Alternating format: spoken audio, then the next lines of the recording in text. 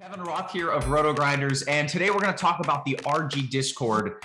If you're not a member, you should be. It is a fantastic community and resource that Rotogrinders provides, and it's easy to join as well. All you have to do is click the Discord icon on Rotogrinders or go to rotogrinders.com/Discord. From there, you'll either sign up if you're new to RG, or if you're already a member, just click the link at the top to go to the sign-in page. Once you've logged into your RG account, you can be taken to Discord to log in there. Once you've connected those accounts, you won't have to leave the server. You can freely close out and reopen Discord without ever having to reconnect. The idea of Discord might be a little bit daunting to you, but it's actually pretty simple to navigate. Whether you're on mobile or desktop, the far left side will show you the Discord servers that you've already joined. Then next to that, you'll see the channels within that Discord.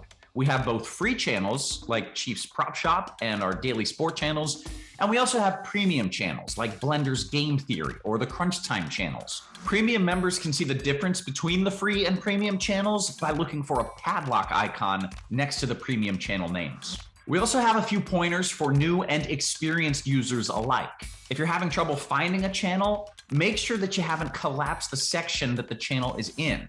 Collapsing a channel will only allow it to appear when there are unread messages in that channel. Also, we find that using the actual Discord program works better than opening it in a browser like Safari or Chrome. Lastly, if you're having trouble with one of our tools, your Rotogrinders account, or any other technical needs, you can hop in our feedback and help section of channels to get help from one of our wonderful support and moderation team members. If you have any more questions, feel free to reach out on Twitter @Rotogrinders or email support@rotogrinders.com.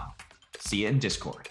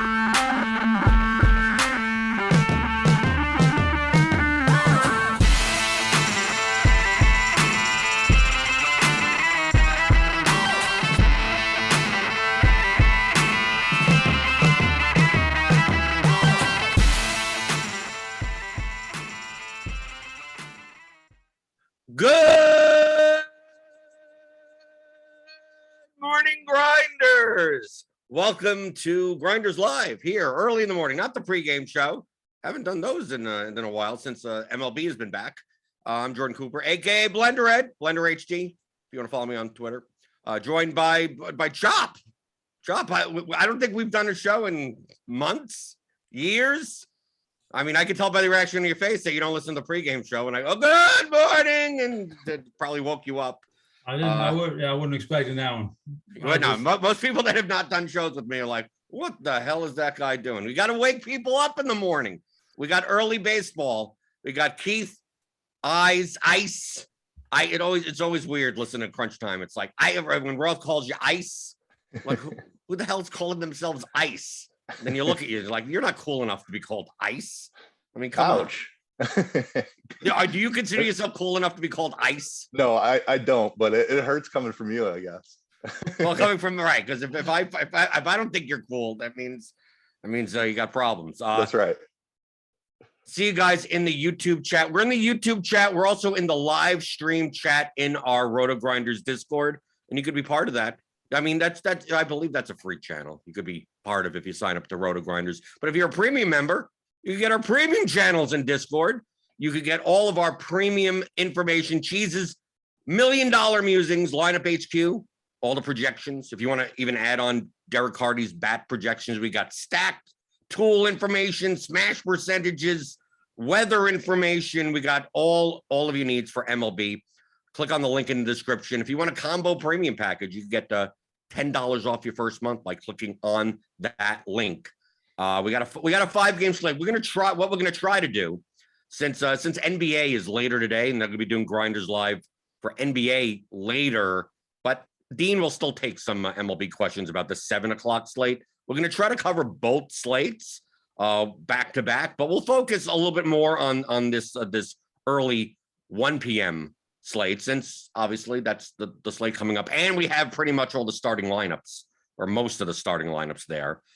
So if you got any questions, just type them in the YouTube chat, type them in the Discord live stream chat. Devin will pull questions. We'll be answering them throughout the course of the show. We got weather. Weather sucks. I not necessarily for rain purposes, but I mean, if we take a look at these temperatures, 59 degrees in New York, 45 degrees in Detroit, 38 in Chicago, 62 in Philadelphia, and then Tampa, it's in a dome. So you don't have to worry about that. There's going to be some rain possible in Chicago. I know Roth has that as an orange yellow. Just miserable stuff. Wouldn't be fully surprised if they postpone this early, but they haven't. I mean, it's 11:30 Eastern, and this game was supposed to go at 2. So the Cubs have a lineup out. I mean, would I be shocked if they postponed it? No, but you would think they would have done it by now. Then have people, they'd be coming out to the ballpark or traveling to the ballpark or whatever. So Keith, are we treating like all these games as like playing? Because I think that's how I'm treating it. Yeah, I am as well. You mentioned the Cubs lineup coming out. I think that was the confirmation that game they're intending on playing it. It's Chicago in April. It's not like the weather is a surprise to them. I mean, they knew it was going to be cold, maybe not 38, but it's never warm this time of year in Chicago. So I think they're ready for it. The rain, we'll have to see, but I think they're going to try to get it in. I'm with you early in the day, like being a division game, it was like, why would they chance it? But since they put a lineup out, I've kind of changed course on that. I think they play it. Okay, let's get to the pitching. Chop. What are we looking at? We got some decent pitching on this early slate, and obviously with the weather the way, we got 4 games outside that are 60 degrees or below, some in the 40s, and then we got a game in Tampa Bay that is notoriously a pitcher's park. It's kind of weird to say that Tampa is the best hitting environment of this early slate. Who are some of your top choices, Chop, to start DraftKings and FanDuel for starting pitcher? Wow. We're just going to bury the lead, Blender, or just going to bury What's the lead? What's the lead? How was WrestleMania? How was your WrestleMania? We don't have time for that. We got an hour, man. I could whip through these 5 games in 10 minutes. Just play them. Just play the projections. You're good to go. Well, that's what I would normally say. How was your WrestleMania? WrestleMania was great. I mean, it was a bucket list thing. I don't necessarily love WWE. Who's your favorite? Who's your favorite? All time? Wrestler. Well, all time. Currently? Currently, who's your favorite current wrestler? In WWE, probably Finn Balor, and he wasn't even on the show. Finn Balor. Oh, I've never heard of that one. He got me. The one I was looking forward to most was Cody Rhodes. Oh, you like a little Rhodes. Was you a fan of his daddy? No, Dustin. No, I was too young. I didn't grow. I grew up in the WWE. I grew up in New York, so it was the WWF territory. So I didn't really get to see like Mid-South wrestling and like all the Southern stuff. That was my favorite. Right. Well, I can understand. Like I've watched back that stuff now, but like when I grew up on Hogan and Warrior and the Undertaker, the late 80s, early 90s WWF, because if you're in New York, that was the territory.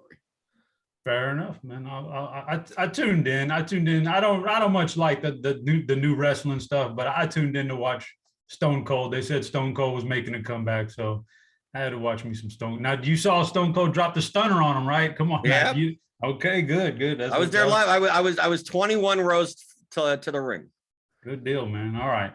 Pitching. You want some pitching now? Right. Okay. Is that good? I mean, I could. I'm trying to give the advice to the people, and you're like, let's talk about wrestling. I don't mind. I can talk about wrestling for the whole hour if you want. People want to hear the wrestling takes too. It's a give and take here. It's multi. All right. So I'm looking at DraftKings, and there's an obvious guy that's going to jump out, and he's jumping out in ownership. That's McClanahan from Tampa Bay, because he's so cheap over there. So.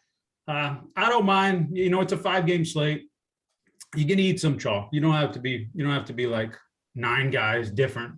You can eat a little chalk. McClanahan's pretty cheap, but the guy I got my eye on the most is Aaron Nola from Philly. I think Oakland, and we'll talk about the Philly hitters too, in a minute. But Oakland's pretty much they've punted this year away. They've said we're total rebuild mode. So I would expect that to trickle down through the bullpen and everything. So I think Aaron Nola is a fantastic option to go out there on that lineup. Let me see. I haven't even looked at it yet, but I'm sure it's pretty weak because they traded away.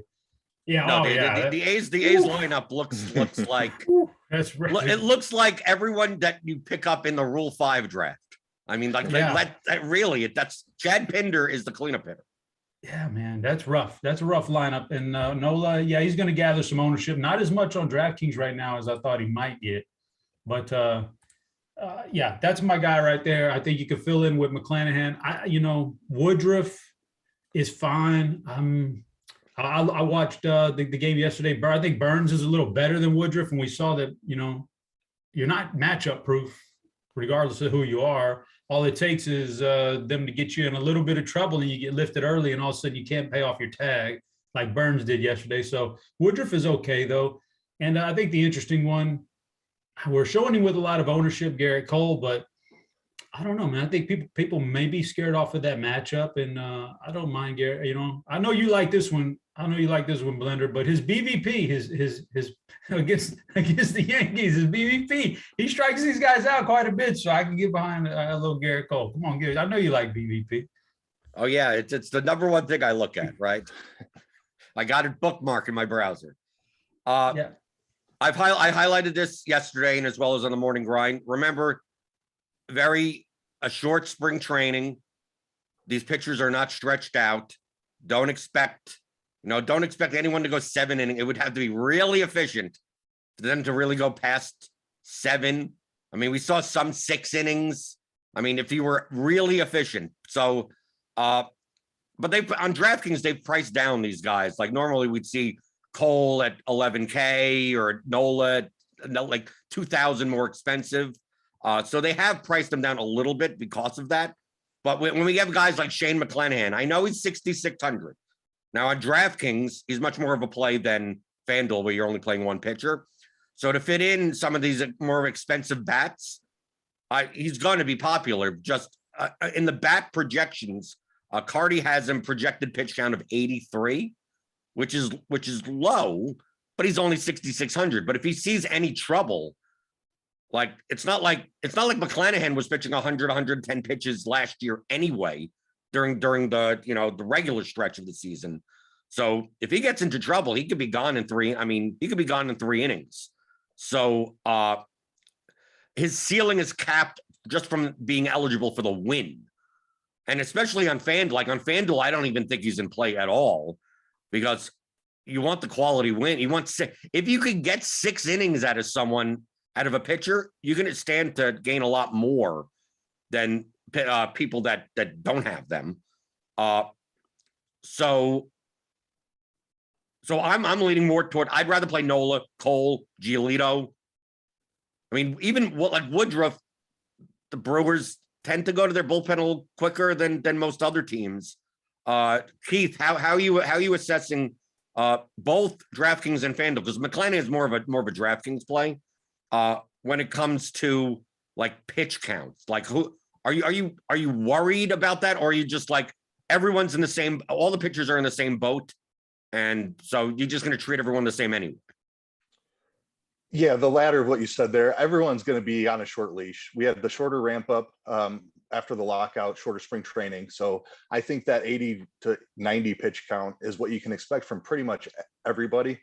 So I'm basically throwing it out. I agree with you guys. McClanahan is too cheap on DK.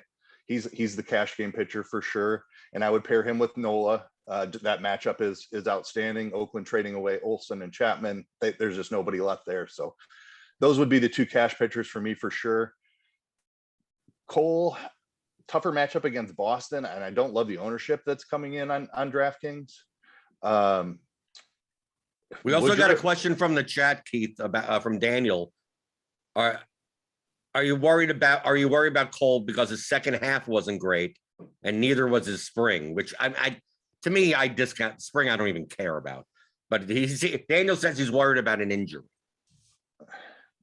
No, I mean, I'm not factoring that in. It's a new season. Let's see what he's got. I'm more playing the ownership on that. I'll probably end up underweight on him, but it has nothing to do with injury or poor performance. It's just more the ownership number. So Nola would be my favorite, and then Giolito for tournaments would be the guy I'm looking to. Detroit's got an improved lineup, but Giolito's got great strikeout stuff. Still like him quite a bit.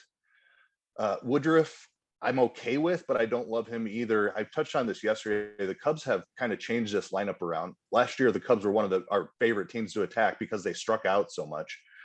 They added Madrigal, and Horner came back from injury. Ortega doesn't strike out a ton. Schwindel doesn't strike out a ton. So their team strikeout percentages. Yeah, they're not in the legend. Keith, none of the guys you mentioned are even in the lineup today. Oh, I need to refresh my lineup. We got Frazier. Okay, I don't know if it changes anything. So you got Frazier, Madrigal, Contreras, Happ, Suzuki, VR, Hayward, Wisdom, Rivas. That sounds like it has a little bit more strikeouts. Happ strikes out a ton. Happ and Contreras, yes. VR strikes out a ton. And Frazier. But other than that, they're all low strikeout guys. Wisdom is in there too. He's a massive strikeout guy. Right. But just compared to last year, where their team strikeout rate was up around 26, 27%, that's going to be in the low 20s this year. So right, probably doesn't matter for a guy with Woodruff, who has awesome strikeout stuff anyway, but just something to note. And if I'm that's at the margins, a tiebreaker between a Giolito and a Woodruff, I'll lean Giolito just for that reason. How about taking a shot, Chop? I don't know. Chop, are you an Erod guy? No, I'm not. But okay, because he's on the Tigers now. He's not on the Red Sox. Yeah. I haven't been an Erod guy very much in his career, but on the game, we're only at 5 games, so you gotta play people you're not really comfortable with, and so I don't know. White Sox, that's kind of a tough lineup, but bad hitting conditions. I guess he's in play. I mean, you're looking at less than 5% ownership. It's tough to find that for a guy who has the upside. He does have upside, so if he could just control himself. So yeah, I guess now that you're kind of talking me into it now, I'm talking myself. Well, I would talk you out of it. I mean, he's faced. The White Sox. it's a fully right. He's going to be facing 9 righties. Yeah. There's 2 switch hitters there. Yeah, and he's rough. And that top half of that order is a murderer's row of Pollock, Robert, Abreu, Grandal, and Eloy. And it doesn't take much for him to get rattled and to walk about 5 guys, and then next thing you know, he's done. So that's my original thought. I'm not an Erod guy. Then you talked me into it. Now you talked me out of it. So yeah, maybe we. But the only thing I would say is we're talking about the weather. So I know how good the lineup is, but if it's what is it, in the 40s and a little bit damp condition, like maybe anybody can thrive and get out there. Maybe you could even get out there on the mound and pitch if the weather conditions are bad enough for the hitters. So if it's the Oakland A's starting lineup, maybe I can. Yeah, maybe. But I'll also say this. Well, okay, I'm gonna go back now because I also remember there's been games like where it's been snow in Colorado, and I thought, oh man, I'm gonna get on the pitchers here because nobody's hitting in the snow, and all of a sudden they go out there, hit 3-4 home runs. So maybe the weather is a little overrated. I don't know. But are you an Eovaldi guy? He's looked impressive in the playoffs. For the regular season, I'm not a big Eovaldi guy. So that'd be a negative. And then, this Yankees lineup, let me see. Do they have last year? I know they struck out. They're going to strike out a lot again. So maybe, and then this is that big rivalry game. So maybe he gets up for it like he does the playoffs. I don't know. But it's a pretty good lineup, man. It'd be tough to. I just think there's better spots. It's great ownership on Eovaldi and Rodriguez, but I don't need to be. Maybe I could just be different with a couple of hitters. I don't have to be different at pitcher and go too crazy there when I think there's clear better spots out there. Keith, Flores Mark in the chat. How about Means versus the Rays instead of playing like McClanahan? Because both those pitchers in that game are cheap. So what do you think about playing Means instead of McClanahan? I do like Means. Tampa Bay struggled mightily against lefties last year. They got a little bit better after they added Nelson Cruz, who's no longer there, and Wander Franco got called up. He's obviously still there. But they did struggle against lefties last year. I think Means has a pretty decent leash. Much better than McClanahan, I would say. So even if he doesn't have as much strikeout upside, I think you could get an extra inning out of Means. I like that pivot. Okay. We got another question that we'll cover it now before we go over to hitters. How significant do we expect the opening day ownership East Coast bias to affect the Yankees Sox ownership? Seems like a day to build around less popular teams. If so, I don't even understand what that question means. Is there an ownership bias to the Yankees and Sox? I think people that play DFS are not necessarily biased by gotta play the big rivalry game that's on ESPN or whatever, maybe for the showdown. Yeah, I mean, that's a casual fan, like a more casual player type of thing. So maybe in large field tournaments, you might see a slight uptick, but anybody who's putting 150 in there, that it does not matter to them. Right. Okay, so let's talk about bat. You know me, I don't like going position by position because we think in terms of stacks, but we should highlight some value bats to build around in your lineup. If you have one-offs in your lineups, Chop, what are some of your favorite bats of the day? One-offs, just in general, not worried about the salaries right now. I think the Philadelphia guys, I think, stand out to me. I'll take a shot on Schwarber and Castellanos going to their new teams in a really friendly ballpark for them. And I think the best matchup of the day overall, when you start talking about not only starting pitching, but then getting into a bullpen that you can take advantage of. So the Philly guys are good, especially the newcomers. I actually think that the Yankees, some of those Yankees guys that didn't come through last year when they made those trades, but now they get a whole offseason to kind of adjust now to New York and doing that thing. I think they're going to be a lot better. Like the Rizzos and the Gallos are going to be a lot better this year in general. So why not crank it up right off the bat against a guy who, is going to throw you a lot of fastballs and in New York, the short porch and all that good stuff. So I can get behind some of the Yankees guys like Rizzo and Gallo.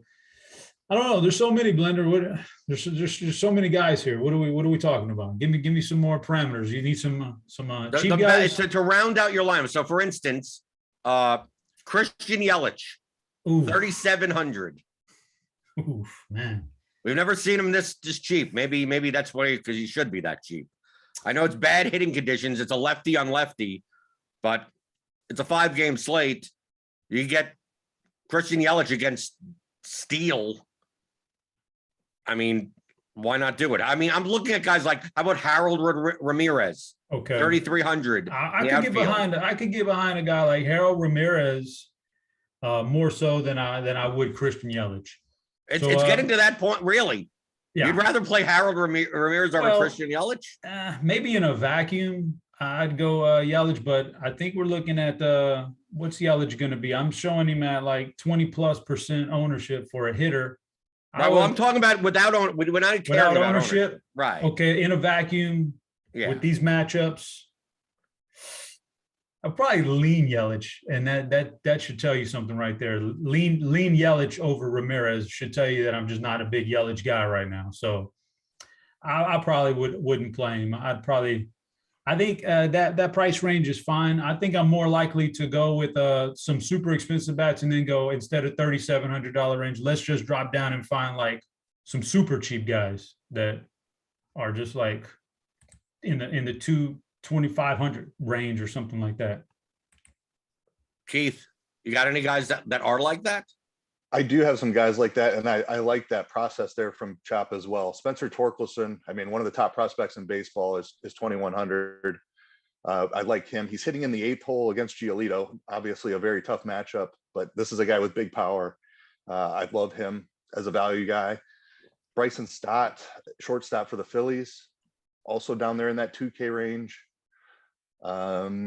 Let's see, there's a lot of bottom of the order guys. Jake Berger, I don't mind. The White Sox are like my favorite team, I think.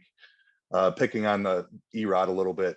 Just a guy that can get wild. I don't believe that Detroit bullpen is that great yet. So I love the White Sox today. It also seems like shortstop and third base are quite weak positions. That, like, I wouldn't mind playing a $2,300 Jake Berger batting 9th, because I'm not sure if there's many third basemen that could really kill you today. And also, I just want to, if no one's going to mention it, Trey Mancini is only 3,100, batting 3rd against McClanahan. So if you're not, I mean, I think the Orioles, I mean, we'll get into stacks. I think the Orioles deserve, a shout on a leverage stack on DraftKings, not on FanDuel, but on DraftKings, because they're cheap and most likely they're going to be facing a 40+% owned pitcher. And I always like that situation where if the pitcher fails, the stack does well. I beat 40% of the lineups are dead. And then you also, you get a 5% owned stack on a 5-game slate. Yeah, I can get behind that one. There's but Chop, you're more to the Phillies today. I'm more on the Phillies, but so just in general, we'll talk about stacks in a little bit, but on a 5-game slate, like people always, when they're doing their lineup HQ, it seems like the thing now is, I got to stack. Here's my rules. I'm going to put, 3x3s or 4x4, whatever you do. Like I'm totally, it's all dependent on the slate. A slate like today, I probably won't intentionally stack anybody. It's only 5 games. The likelihood that a lineup goes so crazy that it wins a GPP is just less likely on only 5 games. So I like some Phillies bats, but it doesn't mean I'm going to stack, because I'm probably not going to stack very much at all unless it just happens organically when lineup HQ spits out my 100 lineups. Keith, your thoughts? I'm on the other side of that. I'm an always stack type of guy. And there's nothing wrong with that. In baseball, let me highlight. I'll explain, because I agree with both of you. Right, I lean more towards Keith though, but I'll agree with both. The smaller the slate, like if we have a 14-game slate, the likelihood of one of the 28 teams putting up like 14 runs and you needing 5 bats from that team goes up, because there's so many other games going on. The smaller the slate, the less likely one team scores significantly more runs than the others, only because there's less games, which means if all these games, the highest score is like 5-3 or something, 5-man stacks aren't going to be needed. Maybe only 4-man, maybe only 3. Like getting the 2 teams that score 5 runs each and having a 3 from them and 3 from the other and 2 one-offs is much more palatable. I'm not saying that it's optimal, but it's much more palatable. But on a 12-game slate, you're at least doing 4-3-1s, if not 5-man stacks on DraftKings. Obviously on FanDuel, you could do 4 as the max. So like from a slate size perspective, conceptually, what Chop is saying is correct, but it doesn't necessarily mean that I'm building lineups where it's like 2. I'm not doing the good old the Dean stack of the 1-1-1-1-1-1-1s. I'm like, Chop doesn't seem to mind that. I'm at least playing 3 batters from the same team. So that's the bare minimum. Most likely 4, but at least 3. No, I'll be having a 3-man stacks also, but I just won't. It won't be like something I program into lineup HQ. It'll be because I adjusted the projection on a couple of Phillies guys to boost them up to make sure they were in my lineup. So it'll end up spitting it out like that.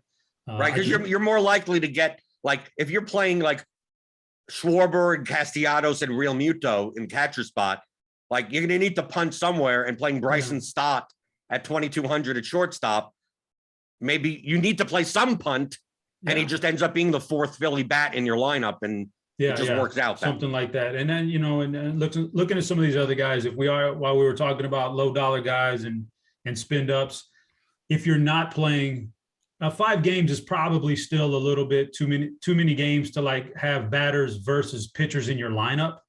So you still want to kind of keep your 0 batters versus your pitcher. So if you're not playing Woodruff or you're not playing Nola in a lineup, you start to look for guys who are really high in the batting order, who are cheap. Clint Frazier, only 2,700 on DraftKings leading off. That's pretty good value if you take away who he's going against. Billy McKinney's only 2,600 in the 2 spot. That's pretty good value if you take away who he's going against. So, and then, there's always a chance that even though it's a tough matchup, it's highly doubtful that Nola, Woodruff, or whoever is going to go out there and pitch a shutout. They're going to give up runs. They're going to give up hits, a walk, maybe a stolen base, whatever it is. So that's the kind of value I'm looking at also. Once I start building some of these high dollar guys, I'm looking at the top of the order guys who are really cheap still.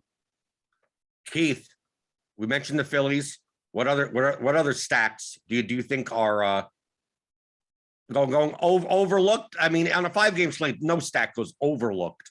But as far as maybe under-owned, the White Sox are my top stack of the day. You mentioned the 9 right-handed batters against the lefty Rodriguez. So I just like the way they stack up. The White Sox have been really good against left-handed pitching over the past couple of years.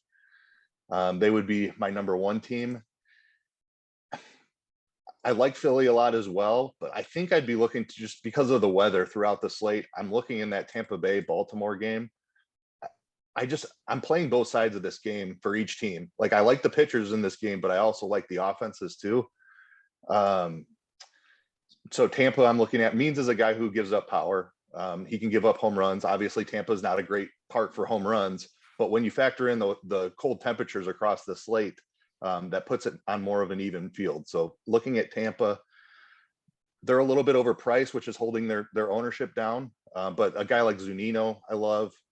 Margot's another like low 3K range guy.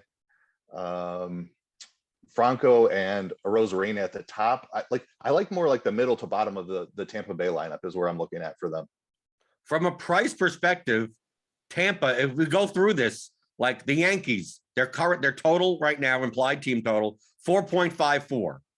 Their average salary, I mean, you have Donaldson, Judge, Stanton. I mean, these guys are like 5K plus on DraftKings. The White Sox, similar range of pricing. Their total is only 3.97. The Phillies, their total is 4.57. So they have slightly the highest total on the slate. But you got Harper at 6.2. Schwarber at 5.7, Castellanos at 5.8, Hoskins at 5,000. Tampa Bay, their total is 4.36. So it's not that dramatically lower, 0.2 or something. And they only, I mean, yes, you have Arozarena, Lowe, and Franco above 5K, but you also get Harold Ramirez at batting third at 3,300 in the middle. Zunino's batting sixth now. Instead of last year, we'd be batting ninth, right? He's 4,200, a little like overpriced, but at least he's batting better in the order. But I mean, you could mix in, they have a lot of outfielders in their lineup. So, I mean, Yandy's leading off at 4,500, just comparatively. Like, I'm not saying you have to put in Franco Arozarena and Brandon Lowe in your lineup, but the stack price may actually be cheaper than those other teams. And people think of Tampa as a poor run environment, which typically it is, but for April 8th, being outdoors is not, unless you're in California or Texas or something, that's probably a worse run environment. So I'm with you. It's weird for me to say that, although these are the two cheaper pitchers on the slate for DraftKings, where you kind of want an SP2 that's cheap. I wouldn't be shocked if the Orioles-Rays game had ended up with the most runs, but relatively, a 7-6 game, something like that, while a lot of these other games outside in the cold really underperform. Yep, I agree with all of that. And I will note also Baltimore's bullpen was among the worst in baseball last year. It's probably slightly improved this year, but just something to note that with these pitchers not going very deep, it's a good idea to keep an eye on the bullpens too. And Baltimore's is not good. Okay, do we got any questions? Questions in the chat? Feel free to type any questions. Hit that thumbs up button also. Hit the thumbs up button. Give me those thummy thumbs here in the morning. We're going to be pulling some questions from the chat, and then we'll talk a little bit about the 7 p.m. slate. So if you got any 1 p.m. early slate questions, get them in now or forever hold your peace. And always remember that if you want to use Lineup HQ, if you want to get all the information that we use, that's what we use. It's not like oh, sign up for this stuff and we have our own stuff. It's like Keith's looking at the when he's mentioning the ball day, you're looking at the bat projections. Oh, you're looking at the stack projections. You're looking at this. We're going to be getting Slate IQ soon. They're working on that.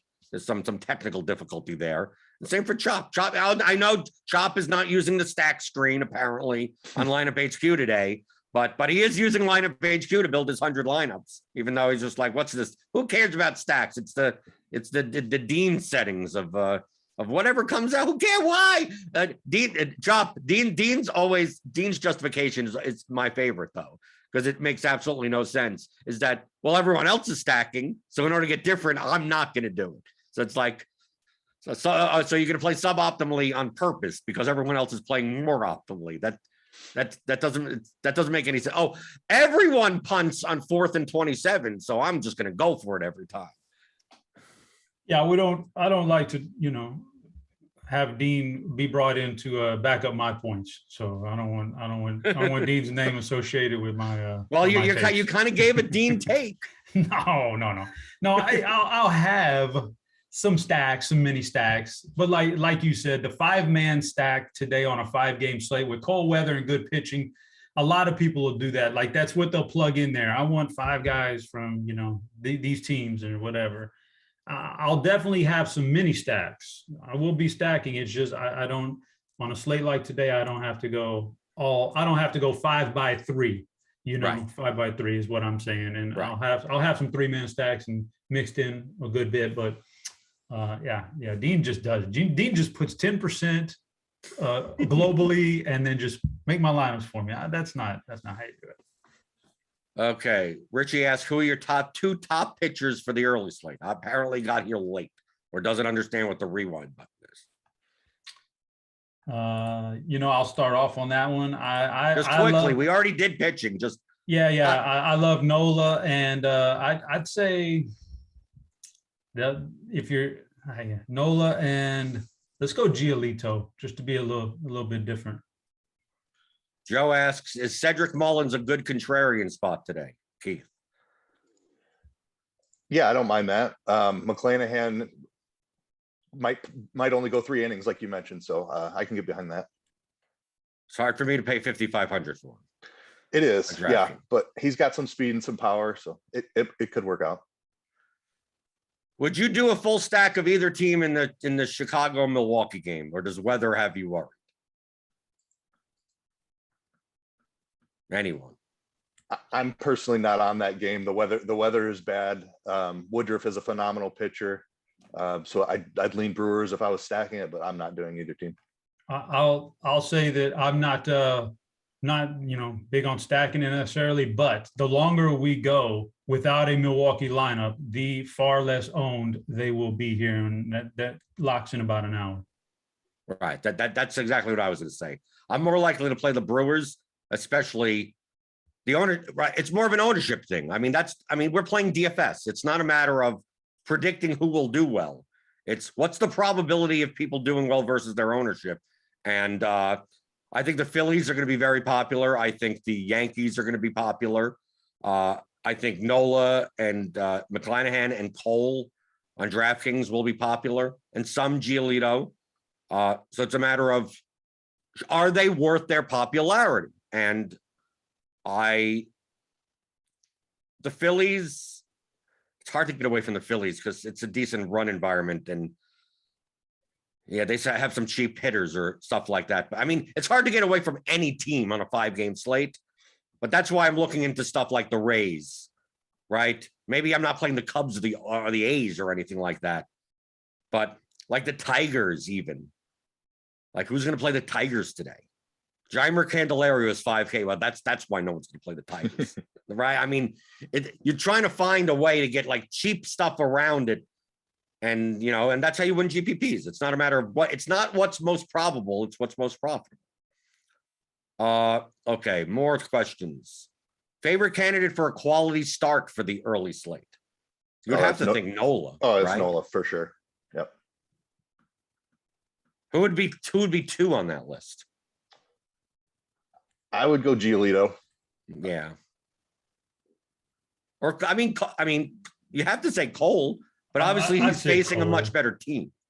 Yeah, I'd say Cole. And I don't, it's a good team, but it's not like the lineup was good last year.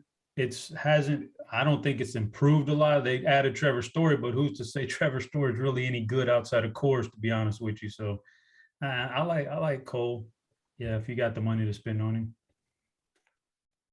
Aaron asks, on the early slate, would you just cheap home run hunt on catchers, or do you have a favorite? Chop, do you know these catchers personally? I don't know them personally, but how do you have a favorite? How do you have a favorite if you don't know them personally? I didn't say I had a favorite. He's asking me if I have a favorite. Right. I didn't say I had one. I don't. I'd probably be ready to go as cheap as you can and feel like you're getting good production out of on DraftKings. That looks like a guy like maybe Wilson Contreras. Not a great matchup, but anybody can one off a home run if you're skilled enough. I just don't see spending. I typically don't like to spend $4,700 on a catcher like Grandal. Like in a vacuum, Grandal's great, probably the best out there. Realmuto, great, but super, super expensive. I'd rather go for a little bit cheaper guy that also has home run upside, like a Contreras.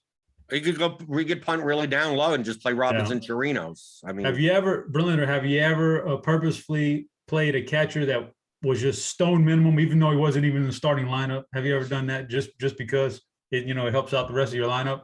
Well, I'm not going to play a guy that's not in the starting lineup. I've done that before. Really? Why not? It's like a really short night slate or something. Play a 2. If a 2K guy gets me everything else I want, and I'm not going to get anything else at catcher anyway, might as well. Maybe on a 2-game slate, but I'm not on an actual sizable slate. On a sizable slate, you probably do have a punt option down there, but like if it's a little 3-4 team night gamer, nighttime slate. Yeah, man, if I don't like the options, I'll go cheap. So yeah, definitely a $2,300 Robinson Chirinos. Why not? Right. You don't, it's not like you need much. And also you could even play him with McClanahan. I mean, the cheaper they go, like people, I mean, on a large slate, I'm almost never going to play a batter against my pitcher, but on a shorter slate, 5 or less, like the price matters. So like, do I want to play, if I take a look here, if I'm playing Garrett Cole, do I want to play Rafael Devers at third base? Probably not, because like if Devers hits a home, let's say he just has a home, he has 14 points, like he's also 6,100. So like the total amount that you could get out of him Like you need more. You want the Reds. If you're going to play a Devers, you want the Red Sox to like tee off on Cole. So, but if you're playing McClanahan, he's 6,600 and Robinson Chirinos is 2,300 at the catcher position. Like, dude, the highest scoring catcher may only have 7 points. And if Chirinos has 3 and you only paid 2,300 for him, and McClanahan still has a good game, like you're perfectly fine. People would look at those lineups and go, "What a fish, dumb person winning with that." But that makes more sense than playing Cedric Mullins and Shane McClanahan in the same lineup, because for 5,500, like there's probably going to be other 5K guys that score more points than him if McClanahan has a good 5-6 inning out. I'm backing you up. You did it. Thank you. I'd rather have you back me up than Dean. I appreciate that. Okay. Does Dean not back you up? He's got some pretty egregiously bad takes. I don't know if I want that one backing me up. Okay. As my mouse dies, so I can't even. My mouse died, so I can't even move past this in my browser screen. I'll go get a battery for this. Let's talk about the 7 p.m. slate. Okay, so I don't know what FanDuel's doing with like the middle games, but is FanDuel also doing the same 5 games for their late slate? I'm playing on DraftKings today, so I don't know about FanDuel. Yes, both slates got the 2 main 5 gamers at nighttime. Okay, so I'm gonna go get my little power pack for a second. Chop, can you talk about pitching? Yeah, we'll talk through some pitching here for the night slate. We're going to start off, and I think the big news is Scherzer is going to make his Mets debut.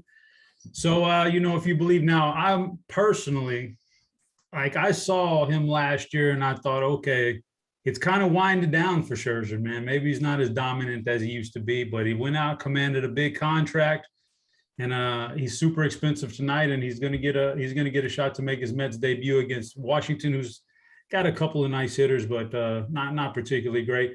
I think he's kind of like the clear-cut big gun on this slate. The other guys are like Charlie Morton, again, kind of like Eovaldi, a playoff guy. I love him in the playoffs. Not sure Charlie Morton's a big regular season guy anymore. Manaea is going to make his debut. There's a lot of flaws in Manaea's game, so I'm not sure I like that one. And then the other big one is Berrios, and he has a lot of issues sometimes too. So this starting pitching in the night slate is not particularly good. I may be going, man, we're getting a pretty big early ownership I'm seeing on John Gray, but that's a cheap price. It's a bad matchup perceived, but what if John Gray is actually pretty good outside of Coors Field, and he actually does pretty well with Texas? I think it's an opportunity.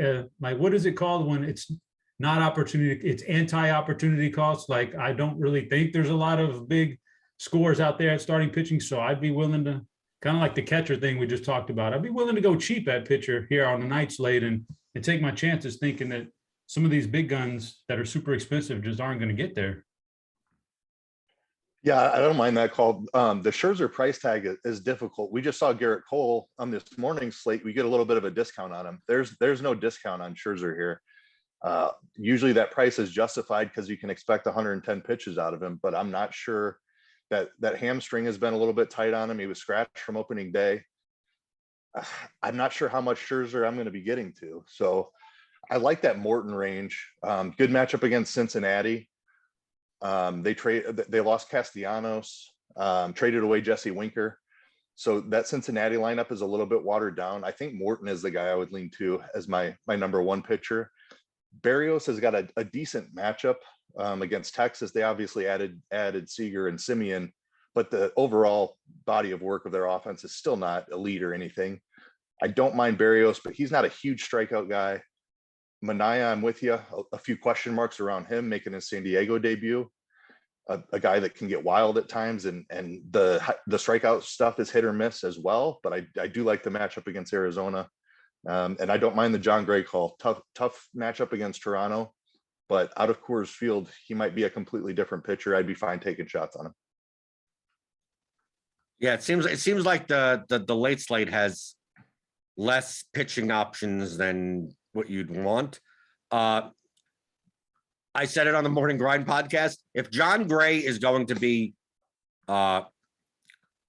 owned, I think from what it looks like here, this is only early, that the chalk is going to be playing John Gray as your SP2 and playing the Padres again, because they're a bit underpriced.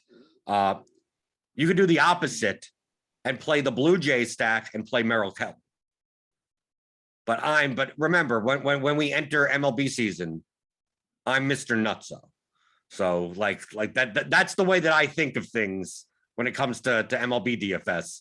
So like it's one of those things. It's not going to work out most of the. It is not the way that I play does not work out most of the time.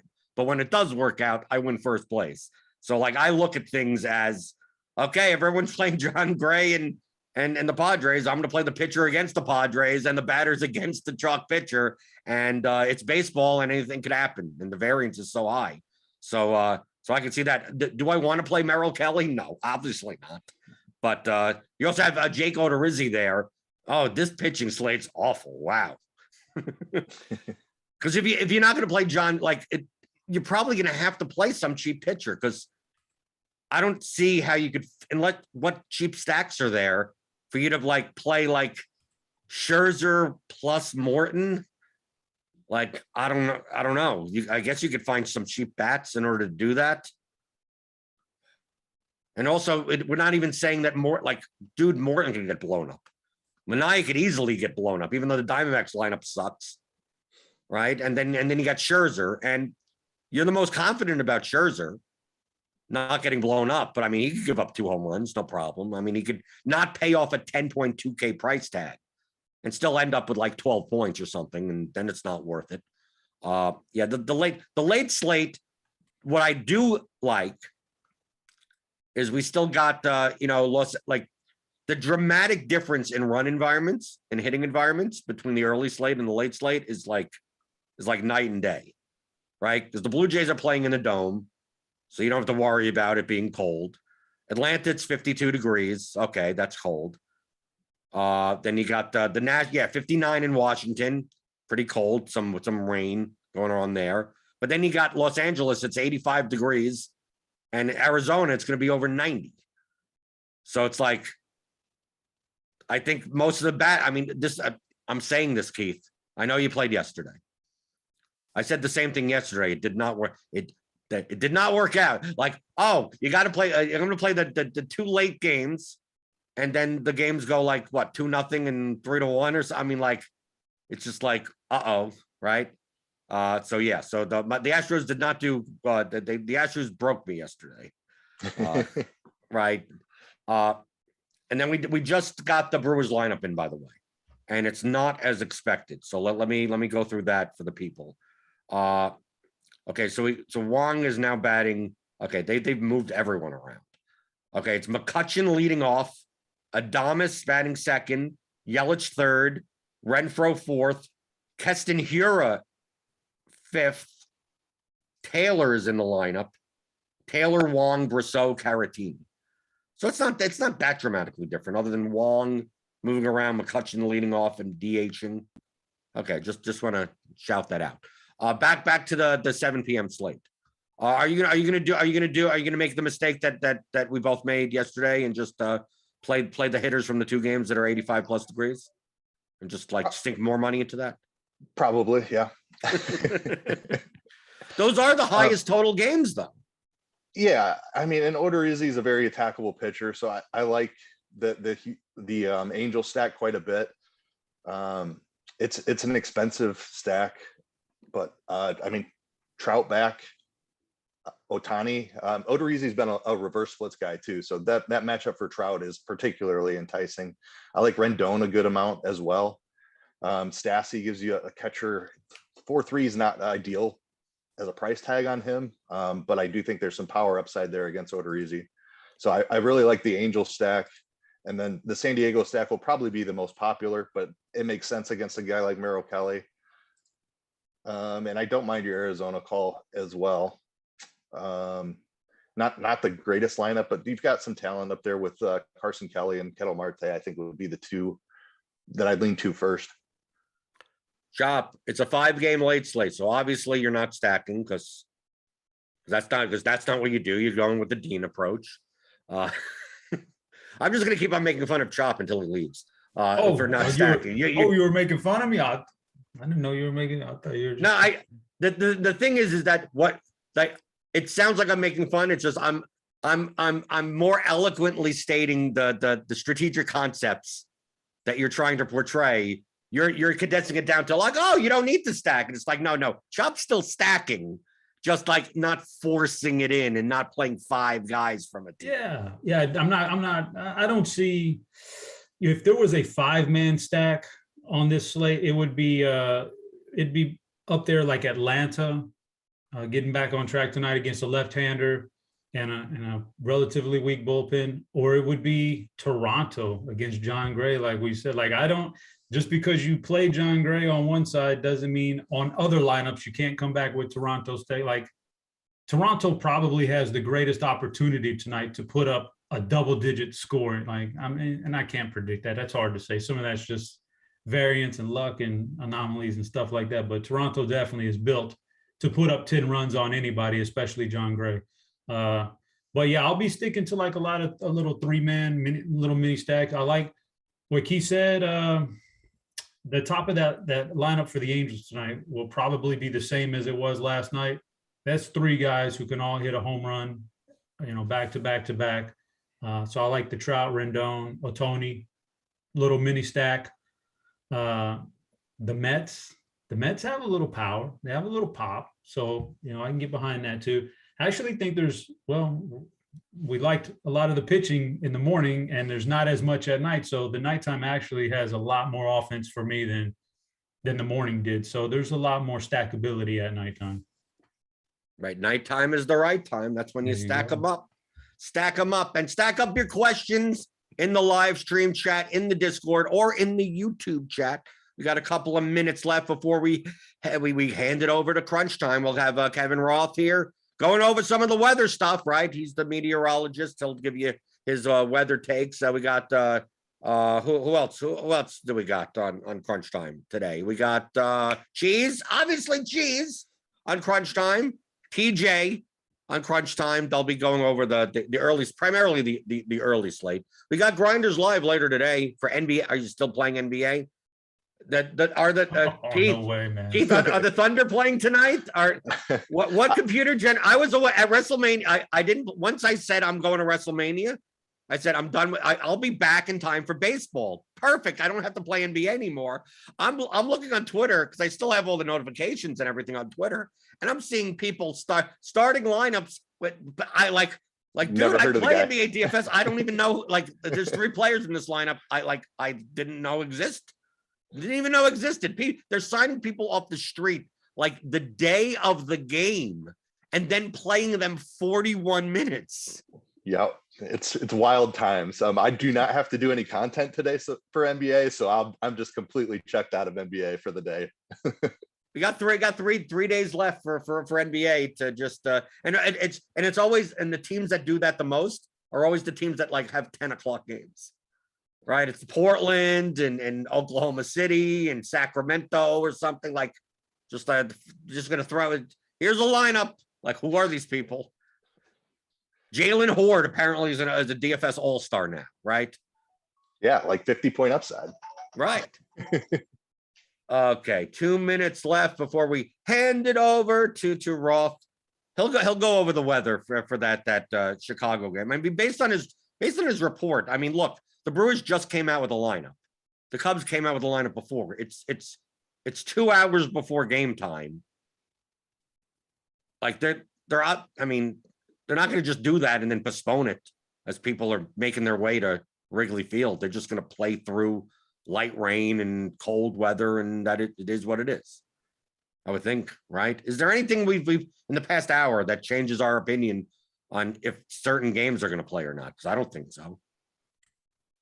No. Nothing for me. Yeah, nothing for you. Came up. Hit that like button. Hit the like button. We're getting our asses out of here. right? We got guys in the back? Are we switching over? Are we rolling over early? Almost. Another someone in the chat. Oh, Jana, should I invest in Cheese's vampire hunting business? Is that a recurring joke on Crunch Time? I listen to Crunch Time. I'm unaware of the vampire hunting me too. business. Right. And you're on Crunch Time with them. Weren't you on late yesterday? That's why I was asked. Like, I was listening to you guys yesterday, and I was like, is there I wonder if that's joke like a League of Legends or Counter-Strike take, like maybe the video games that I don't know. Okay, I don't know That's at all. my best guess. I have no idea what they're talking about. Right. But we can ask him right now. Cheese, can you hear me? I hear you. Someone's in the chat asking about if they should invest in your vampire hunting business. Well, it's pretty good. I just wanted the biggest piece. So as I said in the article, I'm now the main stakeholder, if you will. Oh my God. Okay, so this is a joke from your article that I haven't read yet today. What's truly amazing is how much people don't know when I'm joking and when I'm not. And maybe I'm not. Maybe I am the main stakeholder. Who could say? It's truly wonderful to be the cheese. Well, I'm gonna go and read your article today, because the people are asking that, and I'm like, I listened to Crunch Time yesterday. You weren't mentioning any type of joke like that, and that's why you read the art. That's why you become a Rotogrinders premium member. Yes, you do not need to even play DFS baseball to at least peruse the article for some nonsense. There is nonsense, I assure you. Well, we'll hand this over to Roth. So for Chop, for Keith, that was Grinderslive, and now it's free crunch. The whole season is free crunch time. All season, free crunch time, sponsored by FanDuel. Guys, thank you for joining us. Honestly, I think we might just leave after that, Cheese. I don't think we're going to hit a higher note than the main stakeholder. Totally agree. Oh man, that's tough to beat. All right, later, guys. Makes me Good luck, guys. Seeing them. Good luck. Hanging out there. All right, that's good. Okay, let's get into it here, guys. We got the goods. Yesterday, weather worked out for us. Today, weather a question as well. I think it's gonna work out. Cheese, you feel good about it? Yeah, I mean this weather. Like, yeah, I want you to go first because it looks really cold, but I guess if it's cold, they can play. So yeah, what's going on? Yeah, the issue with the cold is they can play, but sometimes they just choose not to. If fans aren't going to show up and they're not going to make beer sales and they're not going to get parking. So it's always a bit of a question. I do think usually in these situations, if they were going to postpone it, they maybe already would have for some of these games because they know it's cold. They know the weather's crappy. Real quick, though, I have to mention FanDuel offering a chance at $5K, $5 entry in their $20K Friday MLB squeeze. You can sign up on the FanDuel Sportsbook as well if you're in a legal state. New users get a risk-free bet up to $1,000. And if you're like, ooh, what am I going to do with $1,000? You're gonna follow us at Scores and Odds. We've got you covered. Number one place for all things sports betting. Daily expert picks, analysis tools, making you a better sports bettor. Basically, to put Scores and Odds, like to sum it up, all of the Rotogrinders guys that know all the thing about sports and fantasy sports, well, they're also doing sports betting. So it's the same guys you know and trust, and some new faces as well, helping you out with sports betting. With that, Cheese, do you do any sports betting? Or you're not allowed to yet. I don't. I have a feeling. I mean, every state will get there eventually, but I'm going to be near the end of the line. So ask me in about a decade. I feel you here in Texas. Yeah, I feel that. We got Cheese as just about, I think, every day. You going to be with me every day? No, sometimes it'll be Cardi, and some other people, but I'll be here a lot. Okay, we're gonna see a lot of Cheese. You'll definitely be tired of me if that's what you're getting at. Never, man, never. We also have TJ rocking the Blue Jays jersey. What up, TJ? How you doing, man? Doing very well. I'm almost all moved into the new place. It's looking great, except for the internet people kind of screwed me over and didn't show up yesterday. And apparently can't get it now until Wednesday. So I'm here on my laptop at my parents' place. They're out of town. So I'm locked in there until Wednesday, but then you'll get to see my beautiful superhero filled setup. Okay. Well, I'm pretty excited for that. Also, yeah, a desk, maybe a desk, because I see you got the I'm that on thing a happening. I'm on like a chair couch right now, or like a bed couch. There's a standing desk here. Oh, So over the next few days, I'm on Grinderslive for basketball later today too. Over the next few days, we're gonna make a setup here. We'll make ourselves at home. all right. I've been there. I've had to do shows from my parents' closet. Sometimes you got to make things work. Let's talk about the slate. Cheese, you said you wanted to talk a little bit of weather right off the bat. Let's talk about the game right off the bat, right? Detroit is our first one. Yeah. So basically both the Detroit game and the Chicago game are the weather games. There's pitching in both. What's weird about the like the Brewers Cubs game in particular, the only bad pitcher on the whole slate. Like we have 9 good pitchers and 1 bad pitcher. The bad pitcher is in that game. So ideally you would want to play your bats in And this maybe a on the pitcher. Brewer side. And Right. the Brewers pitcher is arguably the best pitcher on the slate. Mhm. But this weather, even if the game plays, it's about as bad as it gets for hitting. Yes. But then in the Detroit game, it sounded like you were saying, hey, they're probably going to play, but it's still not good hitting weather. And these are, good. They're not quite the top of the slate pitchers, but they're good pitchers. So if this game's going to play, I think I want to up my interest in the pitchers a little bit. Okay, so great. Really, you summed it up pretty well there. I do think the Detroit game, I just feel increasingly confident they're going to play this game. The one batch of showers that I was a little worried about, that's going to miss to the north. There's nothing immediately upstream that looks worrisome. There's going to be some light rain. It's cold. It is great pitching weather, and I think they're going to play, and I think they likely play without interruption. So if you want pitchers in this game, go for it. If you want hitters in this game, go for it. But no, it's crappy hitting weather. Because the colder it is, the more dense that air mass is, and the ball just doesn't carry as far. As for Chicago, I like that they haven't postponed it yet because they know it's in the 30s. It's windy. It's going to be a rain snow mix. It's like they could have just called it, yesterday or this morning. But the fact that they're not makes me think they're probably going to try to play this game. And there's never anything so heavy that I think it would stop them from playing. So as long as we get up to the game and I look at radar and I look at Twitter and there's people out there warming up, I think they're probably going to play that game. If you can, don't commit to Chicago yet. I'd really like to give an update. Is that possible, Cheese, where we can just hold off and be like, so yeah, 2 of the 5 games are after that. So yes, I think you're okay. What you don't want to do is probably lock in a Woodruff Nola combo on DraftKings. Like basically, if you're playing Woodruff as a pitcher, you probably want to be able to shift to Nola if something happens to that game. gotcha. But as far as the bats, I mean, there's 2 games, so you can mess around if you need to. Right. And the bats there aren't great because of the aforementioned weather. So yeah, my gut lean is that I'm starting to think they're going to just play in the world's crappiest weather. But until we get 20, 30 minutes prior to that game going, and I can look at radar and try and, see what the latest on are they outside? Are they warming up? Are they doing that kind of thing? I think it's going to play. I would hold off on locking it in yet because it's the riskiest game, and that's the Chicago game. Again, Detroit game looks good. And then later we got the Washington game. We're going to see some scattered showers, increasing chance of a delay late, but they'll figure it out. They'll play. Maybe they'll have a delay, but they'll get that game in. That's pretty much it in the weather department. Anything else you want to, TJ Cheese, anything else you want to kind of question me on?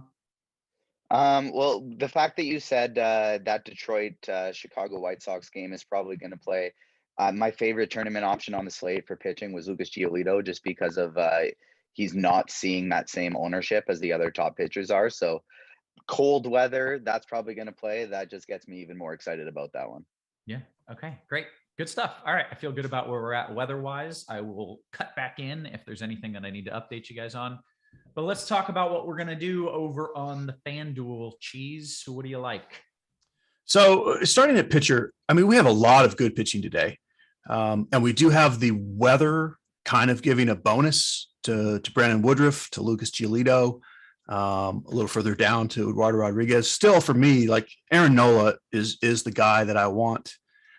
Like Oakland got rid of every Major League Baseball player that they had. Like this is probably like this very well may be the worst team this year. Like they simply gave up this season. They got rid of everybody. They have no players. Nola is borderline as good as anyone else anyway. I mean, Garrett Cole is the best pitcher and Brandon Woodruff is second, but it's close. Nola and Giolito are right there behind those guys. Even with the weather factor elsewhere, Nola is my SP1 everywhere.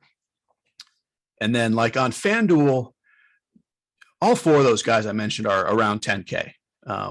You save a little bit with McClanahan or Eduardo Rodriguez or John Means. Those guys are all pretty good. Yes, Kevin Roth. Apparently, they've delayed opening the gates in Chicago, which that's not a good sign for the game to play. Like that would. We want you to drive down here, but just hang out on the street before we cancel it. I like it. Right. That's not a Check good out sign. these new vendors outside of our gates, buy a lot of stuff. And let me tell you guys this. I didn't 150 max. I have a lot of lineups. I don't have a single player in that game anywhere. Like I don't think they're playing baseball. I am. But that's interesting to note. Yeah. That's the fact that they're not letting people in is alarming because they want to make money. They want people inside. So okay. Sorry, I didn't mean to. I'm adjusting right now. Yeah. All right. Yeah. Cheese. So let me kind of back and forth FanDuel and DraftKings pitching. Like the names are all the same. I just want to mention that on DraftKings, Shane McClanahan is so cheap. Like he's going to be the very chalky SP2. And I think the pivot off of him, TJ mentioned Giolito in that game. On the other side is Eduardo Rodriguez. He has the tougher matchup, but he's also a good pitcher who's cheap with the friendly weather. So if you're trying to pivot off of McClanahan, it's either John Means in the same game or Rodriguez. But again, Aaron Nola is the guy that I like. Okay. Was there anything cheap that you got to? I'm sorry, I was doing weather stuff. The only cheap pitcher is the only bad pitcher. It's in that Cubs game. I don't think you need that much salary on it, but theoretically, if it plays, that weather could let anyone be acceptable. So if for some reason they play, I think you're allowed to play Justin Steele on DraftKings. I don't think you can do it on FanDuel. Okay, TJ, we got a brief pitcher take from you, but you want to go a little deeper? Yeah. So I find it interesting because of the four big pitchers, and I guess now you're taking it down to three because it's looking like we're maybe not going to have Woodruff. I think the one I actually wanted to get to the least just because of matchup was Garrett Cole. He's seeing ownership. The matchup is the toughest of the three, but it's just so easy to spend salary today. Like I was trying to get sneaky with a few of my stacks, and there's just multiple guys in the hearts of orders in the low 2Ks. And so it's definitely, I find myself getting to more Cole than I had originally planned on, but Giolito on both FanDuel and DraftKings, I think is my favorite tournament option. On DraftKings because he sees that big price discount from the other guys. He's 8,400. And then on FanDuel, he's priced 10K along with those other guys, but he's just not seeing any ownership. We're going to see close to 30% for Cole, 30% for Nola, and a third of that for Giolito. So just because of that, I like him quite a bit for tournaments. And on FanDuel, I honestly really don't think you have to go below that. On DK, I like Cheese's call with the Eduardo Rodriguez. If you want to get different, it's going to be really cold there. So even though there's all kinds of crazy power for the White Sox, hopefully that weather can hold it down a little bit. So I like that tournament call there. But on FanDuel, I really don't think you got to drop below those 10K guys. Okay, excellent. Anything else y'all want to add for pitchers, or should we talk about some of the bats here? Bats it is. Okay. All right, Cheese, let's do it. So let's talk big picture before positions. It's going to get to the extent where it's going to be like a problem for me how much I love this Phillies team this year. Like all they did was go out and just build a fantasy team in the offseason. Like it is loaded. The top five of that lineup. I mean, yeah, the Blue Jays are great. The Yankees are great. The Dodgers are great. To me, the Phillies are far and away the best DFS team that exists. They're facing a good pitcher today, but everyone other than the Brewers is facing a good pitcher today. So I want as much Phillies as I can get. I think that's going to be pretty popular. There's nothing sneaky about the Phillies. The The Yankees are the kind of the clear number 2, also facing a good pitcher, but I mean, they got a ton of power. The team that's sort of, I would say everyone would see them as clearly number 3, but it's a distant third, probably for ownership, is going to be the Rays. Again, facing a good pitcher, but if we assume everyone's only going 5 innings, they also get that Baltimore bullpen for half a game, which is pretty great. So big picture, all the Phillies I can have, I want, and then I want Yankees, and then I want Rays, as does everyone. Okay, before you go position by position, I forgot, I do like to talk stacks, kind of like you're doing here. So TJ, for tournaments, what are your favorite stacks? And are you on some chalk, or you got something sneaky for me? And so a bit of both. I think this Yankees team is very interesting because they're going to get a lot of ownership. They're probably going to be projected to be the top stack for most people on the slate. And the top of the lineup is going to be very chalky. But I think you can go down to these guys, like if you're trying to save salary and get a little different, Joey Gallo, DJ LeMahieu, Aaron Hicks, even somebody like Kyle Higashioka. That's somebody like that's a bottom half of a lineup that's got a ton of power, and they're not going to get near the same type of ownership as Rizzo and Judge and Donaldson and Stanton. So I think that's a way you can get into a good position, get a higher total on this slate while getting a little bit different. So TJ, real quick on that note, if you don't mind, like, are you sticking? Game just got postponed, it looks like.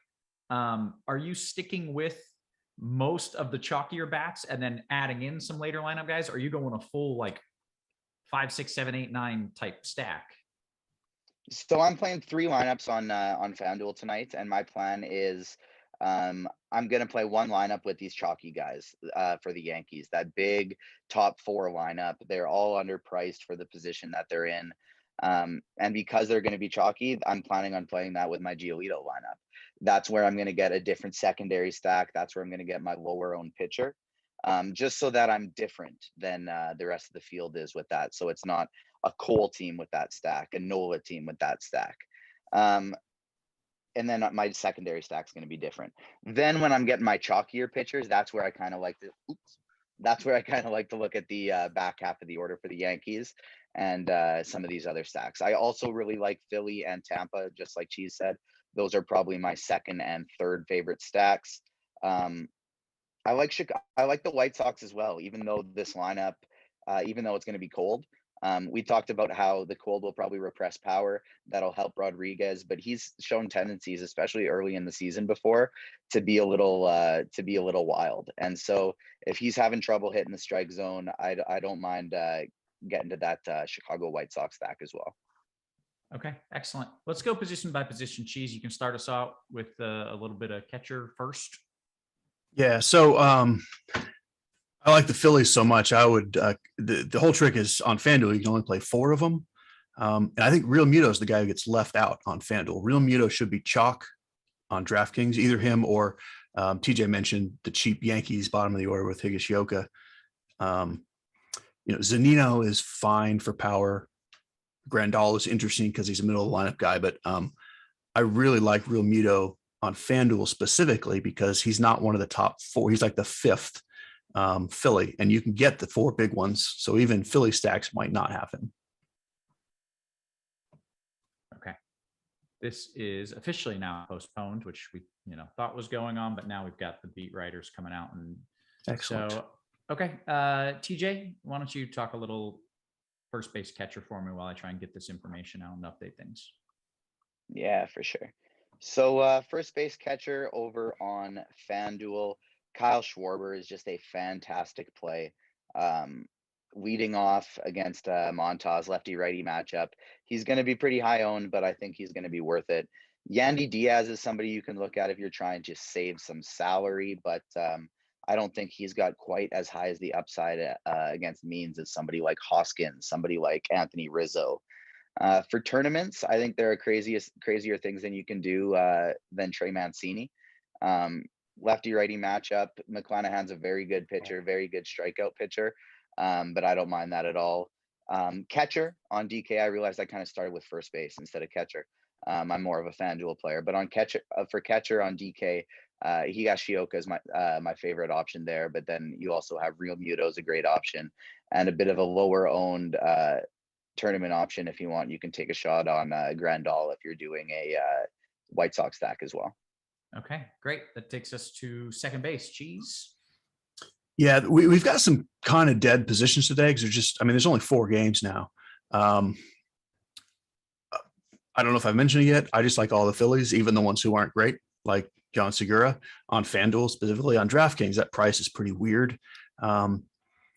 This is where like the 3 good hitters are Trevor Story, Javier Baez, and Brandon Lau.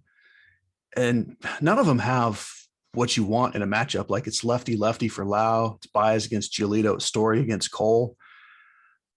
I think there's, as far as finding high-end one-offs, I do like Story, and I'll talk about Devers at third base. Like I think you can play a couple Red Sox, even in a Cole lineup. Take the guy who's just plain old good at baseball. So I would say Story is my favorite. Great. TJ. Yeah, so for second base, I actually think there's some solid punt options as well. Somebody I missed at first base, Billy McKinney, over on FanDuel, he's 2,600. But another person in that lineup that's in good punt territory is Tony Kemp for Oakland. He's 2,300, leading off on FanDuel. And I think that's somebody that you can take a look at. This whole Oakland team in general, they're not a great spot, but they got good lineup spots for just absolutely cheap. And so other guys I don't mind looking at this position is Brandon Lau. I think is interesting in your Tampa Bay stacks. No one's going to be going to him in that lefty. And other than that, this isn't my favorite position. Like the second base and third base are the 2 positions that I'm having the most trouble filling today. And so because of that, that's where I often find myself going cheap and filling it out last. And then, I need a cheap spot. Maybe I'll look at somebody like Tony Kemp, something like that. Okay. I'm surprised to hear third base is not a great spot because I feel like usually everybody's just really good there. So Cheese, what are we doing at third? Yeah, it's just a matter of the small slate. You've basically, like Josh Donaldson's kind of the only guy who kind of stands out. I do think that Rafael Devers is probably the most interesting tournament play to me. Even if Cole pitches amazing, he'll give up the left-handed homer. But Donaldson's sort of the standout. On DraftKings, where salary does get tight, I find a couple spots. You just need to just flat out punt it, and maybe you get something, maybe you don't. And you know what's delicious, Kevin? Burgers are delicious. Would you agree?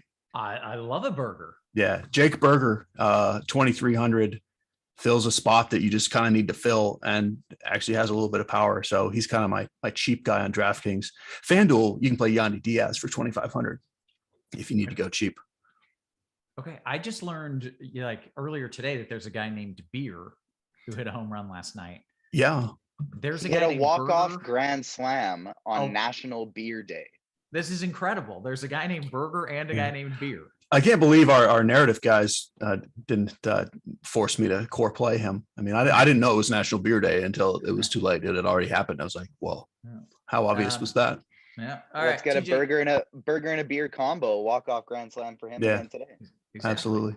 TJ, let's go over third. And then I'm learning that Cheese, I may have cut you off and you didn't go over first. I'm sorry. My head's been in weather. When there's weather, I'm a crappy host. I don't think that's true, but carry on. Yeah, so for third, it's kind of like Cheese said, if you're playing cash games, it's Josh Donaldson. Like it's a very easy plug and play, but that also makes things a little bit tougher for tournaments because he's far and away the best play, but the ownership is going to reflect it. Yandy Diaz, we talked about him a little bit at first base. I wouldn't play him at first just because I like the options better.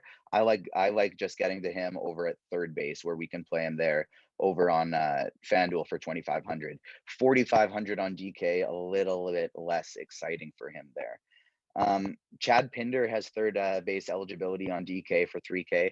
That Oakland stack, if you want to go double pricey pitchers and basically just stack all the best hitters on the slate, that's something that you could do because all of those guys are just so cheap, even though they're not in a very good spot. But third base just isn't really deep. You have that Josh Donaldson spot that's just beautiful for cash, but for tournaments, there aren't a lot of really great options that I like tonight. Okay. DJ LeMahieu, somebody in that same game that's going to have half the ownership as Josh Donaldson, probably. I think you can go to, but just in general, it's not my favorite spot.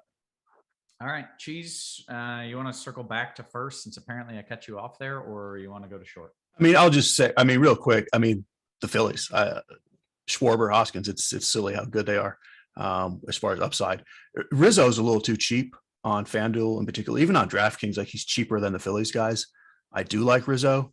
I think if you need to go cheap, I would probably play Mancini on DraftKings. I don't think you really need to go cheaper than Rizzo on FanDuel.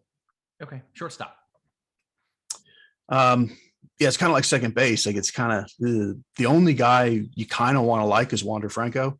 He's very expensive on DraftKings, expensive-ish on FanDuel. The guy I want to mention on DraftKings is the rookie for guess what team, Kevin?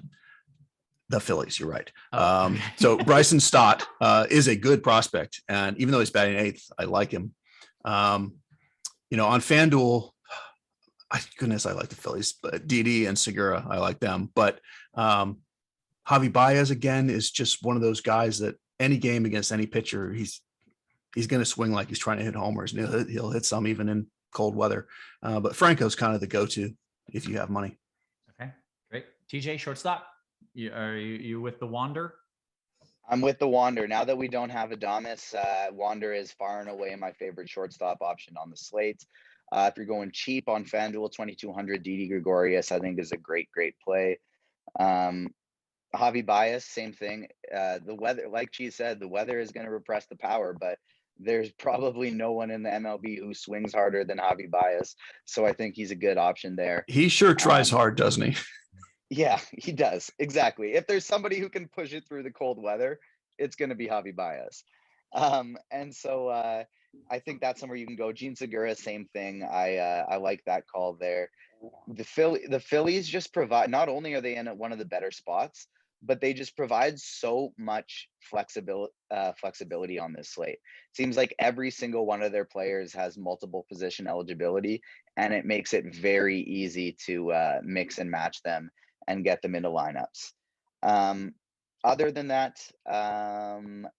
nobody in particular that I like. Wander Franco is definitely going to be my highest owned, and Gregorius is probably going to fall second. Okay, excellent. That brings us to the glorious outfield. Cheese, let's talk about it. Yeah. Hey, Kevin, do you know what team has some good outfielders? Would you like to take a guess? Yes. Phillies. You said it. Got it. I mean, it's all Phillies and Yankees here. Like those should be the chalk teams. The Yankees, you got your Judd, your Stanton, your Gallo. Phillies, you got your Harper, your Schwarber, your Castellanos. I mean, those six guys are just all elite. Any one of them hit 3 homers, and you wouldn't be surprised. What that's going to do is leave like the White Sox guys, like Robert and Jimenez and Pollock, very low owned. It's going to leave Randy Rosarena, very low owned. I'll throw Austin Meadows in there. Like you can go to these other teams, but I mean, really, Phillies and Yankees there's just 6 elite upside outfielders on those 2 teams. I'm really feeling a Rays stack here. There's a lot of good Rays players you've mentioned, and they're in a dome, so they don't have to play where it's 30. And they have 2 cheap outfielders too. With Harold Ramirez is up at 3rd in the order, and Manny Margot. So I mean, they're clearly the number 3 team here, in both projection and much further down in ownership. They're number 1 in our hearts, though. I'll tell you that. TJ, anything in the out? Cheese, was there anything else you wanted to add before we? Let TJ talk about it. Okay, TJ, outfielders with a little lower owned, or maybe just guys that you're overweight on. So yeah, just kind of like she said, you can really make different variations of teams just kind of only playing Phillies and Tampa Bay and the Yankees, and still find ways to get different and play lower owned guys. But other tournament options I think you can get to that in terms of looking for power. I think Baltimore stack could be a sneaky low owned snack. stack. Mm, sounds fantastic. Little Orioles snack. But McClanahan's a great pitcher, but there's a lot of righties in this lineup that hit lefties very, very well. And so I'm looking at Ryan Mountcastle, Austin Hayes, Trey Mancini. None of these guys are going to be getting any type of ownership. And it's a small slate early in the year. You never know what could happen. And so tough pitcher, tough ballpark, but these are still power hitters. JD Martinez is still JD Martinez at 3,400 on FanDuel. Yes, it's Garrett Cole, but that's underpriced. And somebody in a raise stack that if you're looking to save some salary, Harold Ramirez, $2,100 on FanDuel. Very cheap, very heart of the order against John Means. So that's somebody I think you can go to as well. Okay, excellent. That brings us through everything. That's everything that we wanted to talk about. And it gives us I think lock is 5 minutes after the hour. Is that correct, Cheese? Yeah, we've got it. So if anyone has questions on this slate, and we'll touch on the evening slate after this, but really it's only 4 games now, and there's not it's pretty straightforward. I mean, you've got the very obvious Yankees and Phillies, the kind of next obvious Tampa, the clearly, if you're trying to pivot, you've got White Sox, you've got Red Sox. If you're trying to go cheap, you got Orioles. Maybe you try a little Oakland or Detroit. That's the whole slate. And it's very easy to order it. And everyone's going to see it the same, but even on the small slate, there's enough different ways to play it with the top teams. You're not automatically chalky just because you play a Yankees Philly stack. Okay. All right. Let's go ahead and talk about the evening slate a little bit. If you guys have questions, mostly about this slate, get them in there. I will answer those questions. In the meantime, Cheese, can you kind of give us an overview of what we're looking at tonight? And then we'll circle back to these questions that are coming. Yeah, so it's a little heavier on the hitting side tonight. Again, we have 5 games. We do have Max Scherzer on the mound, but he's a little questionable-ish. He's also in the one weather game. Yeah, he's in Washington. Mm-hmm. Personally, I like the next trio, the Charlie Morton, Jose Barrios, Sean Manaea trio for pitching. Rather than going Scherzer and a cheap guy, I prefer getting 2 of those middle 3 for pitching. On both sites, they're priced very nicely, right around $9K. Definitely on FanDuel, I'm living in that range because you can build whatever offense you want with one of those 3. Where Morton is my personal favorite. I owe Morton and then Manaea and then Barrios. But you can really mix and match those guys, however. Okay. Real quick, TJ, have you looked at the evening slate at all? Or are you out on that? Yeah, no, I got it up here. In terms of pitching, Scherzer is quite a little, it's kind of tough to know what his pitch count's going to be. Charlie Morton in a decent spot, but he's getting old. His pitch count kind of just feels like it could be getting lower and lower each time. My favorite is probably Barrios. Manaea is interesting as well. But I'm excited about bats on this one, and I think you can probably guess why. Could be because the Blue Jays are playing. It's because the Blue Jays are playing. The Blue Jays are in a fun spot. They play a low strikeout righty. I'm in for some Blue Jays. It's going to be a fun time. Okay. Cheese, you want to talk about some of the bats? Maybe you don't have to go position by position, but maybe if you want to just kind of cover it in general. Yeah. So, it's interesting. We talked about yesterday, it was kind of a disappointing-ish opening day because a lot of the top teams weren't there. We talked about the Phillies and the Yankees on this early slate. We talked about the Blue Jays in particular, along with the Braves and the Padres did play yesterday, as did the Astros, but they're in a little bit better spots today. So it's kind of 4 big offenses on the evening slate. So just kind of a general note, if you're a multi-enter, not a 150, if you're making, 20 lineups a day, there's a handful of teams that I'm just absolutely stacking every day, no matter what, period. It's obviously the Phillies and the Blue Jays are absolutely on that list. It's a loaded team to the point where it's not like, oh, these are the 4 or 5 guys you have to play. They've got really 9 good hitters. So you can mix and match that stack in all kinds of different ways. The trick on the night slate is that pretty much everyone's expensive. All the Blue Jays are expensive. All the big Braves are expensive. Trout and Ohtani are expensive. Machado's expensive. Like, there's these very obvious best bats, but you really can't just jam them all in, even with cheaper pitching. They did a pretty good job. DraftKings has most of them 5 or 6K. FanDuel has most of them over 4K. So you're gonna have to find something a little funny somewhere. But my lean is to just pick your favorite of these big teams and load them up, and then find cheap one-offs elsewhere. Like, I don't think it's so much a slate where you can stack a team and then play like Trout, Machado, and all these as the one-offs. I would rather stack the Blue Jays. Maybe don't take the 5 most expensive guys. You put in like, Biggio and Jansen or something, but, get 3 of their big bats and then take cheap one-offs. And we can go over some cheap plays, but they're kind of sprinkled everywhere. Both sites have guys near minimum salary that are potentially good players, or some young guys. The Padres should have CJ Abrams in the lineup tonight. He's a good rookie. Astros should have Mlb Dfs, hopefully near the top. He's basically free. You can play someone like Mike Moustakas. You remember the Moose. I love some, against Charlie Morton, even if you're playing Morton. I like some of the cheap Rangers bats, even if you like Barrios, you can get a cheap lefty Rangers homer. So that's my lean. It's just, don't overthink the obvious best offenses. Maybe do overthink the trying to fit in cheap one-offs to make them work. Okay. That's good advice. I always overthink the obvious offenses. Every time I play MLB DFS, I'm like, I'm going to go with this team that no one's going to play. And then because they're terrible. Right. I need to remember, like, it's okay to play the best team. Just differentiate some other way. TJ, anything you want to add as far as the bats? You mentioned like you love the Blue Jays, but are you doing anything creative or funky tonight?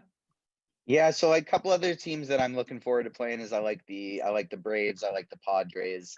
A couple teams like there's like Houston's in a good spot, Mets are in a good spot, Angels are in a good spot, but they also look like they're going to be picking up tons of ownership.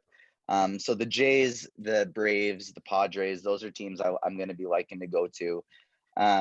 And I like what Cheese said in terms of the don't overthinking the good offenses, because baseball's a slate with so much variance. And so when you have a team like 2 teams playing in Coors Field, and they're going to be having 50+% ownership on their top guys. Yeah, and there's other teams in good spots. That's a great spot where you can play a very good offense at 2, 3, 4% owned. And that's a great spot to do something crazy and do something different, because it's a good offense not getting looked at. But when it's a slate that you have a bunch of teams in good spots and they're all getting 10 to 20% ownership, that's when you don't have to overthink it. Make your top lineups, stack good players, and find one small way to get a little bit different in there. But it's the type of thing that if you're full stacking and you got 4 players from each team, you're probably going to have a different variation than other people will anyways. Okay, good stuff. We did get a few questions in. We'll take those, and then maybe we'll leave early. I don't know. We'll see. BHB says DK Cash, Pollock or Gallo? Cheese, I'm going to give that to you. I mean, for me, it's Gallo. Like, theoretically, he's the worst kind of cash game player, but I would say he's not. Like, just even if he doesn't hit 3 home runs, maybe he gets a couple walks and scores. I would play Gallo. Okay. I feel like this is you and Cardi are in the same path with this, where like it's okay to play those high upside, low downside guys like Gallo, even in cash games, because like they're just, it's the guy and you want the home runs. Right? And everyone's low downsides. Like, no matter how good the spot is, everyone's going to go 0-4 most of the time. Like, you know how really, much it pisses me off when I roster Trout and he gets me no points? Yeah. So much. So, and I agree. When I used to play cash games for baseball, I think that was a flaw that I would make is I don't really care if somebody has a walk. You know what I mean? Like, great, they end with 3 points, and I still didn't end up in the cash line. So I agree. I don't think there's anything wrong targeting the high upside guys in great spots. Okay. DY says DKGPP. TJ, this one's for you. Would you consider a contrarian 3-man A's stack and fill the rest of the lineup with the Phillies and Yankees goodness. Yeah, I'm okay with that as long as it's the cheapy guys and you're happy with your pitching. Okay, great. Cheese FanDuel GPP from D-Dot, Devers or Schwarbs?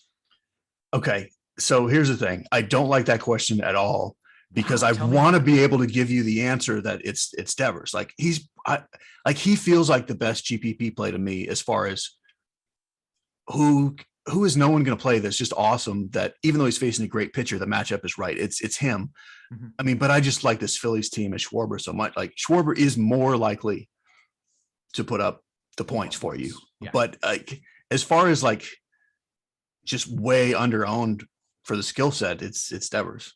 Okay, that's a great answer and great explanation. We've got about 5 minutes until lock. We should probably double check and make sure nothing crazy is happening over by Detroit. While you check on the weather, I do Mhm. have a question for Cheese. What can you tell me about Bryson Stott? So I am a fan. I'm glad. I wasn't sure. Let me pull up his minor league numbers so I'm not making them up. But like they're just putting him in there ahead of Alec Baum to start, which whoop-de-doo. I mean, I'm not an Alec Baum guy. The only issue with Stott is that he hasn't played hardly at all above AA. But he's got power, he's got speed. He'll probably be about an average strikeout guy. This is not some just guy who's going to be amazing right out of the gate. Like he's probably going to have some slumps. But the fact that he's on this team in particular, they can't really pitch around him. Like this is the guy on that team that's going to get, well, at some point we got to throw strikes to somebody. And he can do a little bit of everything. So he shouldn't be a minimum salary guy. He's too good for that. I'm in. You convinced me. I had him in my lineup and now I'm keeping it. Yeah. Oh, you want him in there. Okay. Well, gentlemen, I think we've given out the plays. We've taken all the questions and we've given out all the answers. I think it may be time to call it. A couple more coming in, just as I said that. DKGPP Cheese, would you play Stott and Berger in the same lineup? Absolutely. Yeah. Like on DK, you really need most lineups. You do need two cheap guys. And so, yes, absolutely. Okay. Excellent. All right. With that, we are out for now. Don't forget, we've got another crunch time coming up tonight. That will be focused only on hoops. That's going to be basketball. You're still playing that? You're still playing that sport? Still playing the old round ball. I guess Who are those people? Every once in a while, I take a peek. I'm like, what world? Like, oh, great. I know something about basketball. I've never heard of one of these guys. Have you ever won a basketball? I follow it like incredibly closely. I could tell you all 30 teams regular starting lineups just off the top of my head. There's multiple players on tonight's slate that I have no idea. Right. I don't even know how to pronounce their names. Like a lot of them I'm like, I've never heard of this guy and I do not want to attempt reading this name. I wasn't going to play today. It's weird.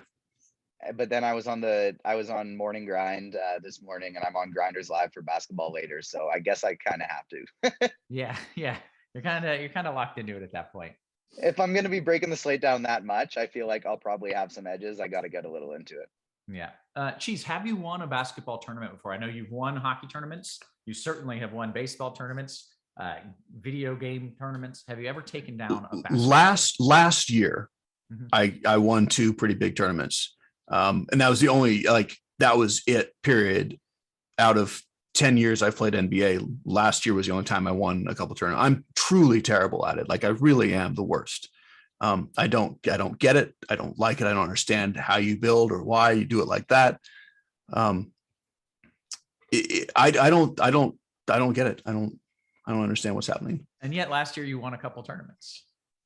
Well, we have some good tools here, Kevin. Yes, like you click a few buttons in lineup HQ, listen to what you guys say. And I mean, like really that's the whole point of being a Rotogrinders sub. Like for basketball, I'm like anyone else is. Like sometimes the content is just so good that even me not knowing what I'm doing, I can hit something big.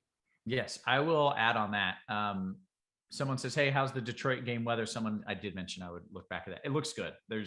It's cold. There's spotty, light little showers. There's nothing on radar that makes me concerned that the game isn't going to play. So stick with that Detroit game, pitchers and hitters. Cheese, yeah, I go into every basketball slate with zero preparation, essentially. And I come out of most basketball slates with more money than what I started.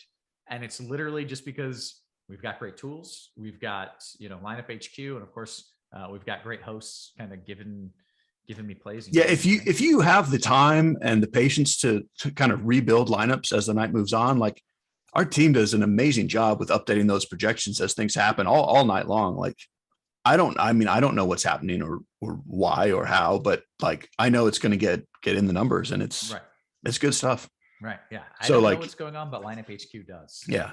As terrible as I am at it, I can have some success because somebody knows what they're doing. Yeah. Good note that if you do want to sign up for Rotogrinders Premium, I don't even know if this is active anymore, but I'm going to give it to you, and you can just say, Kevin told me this is true.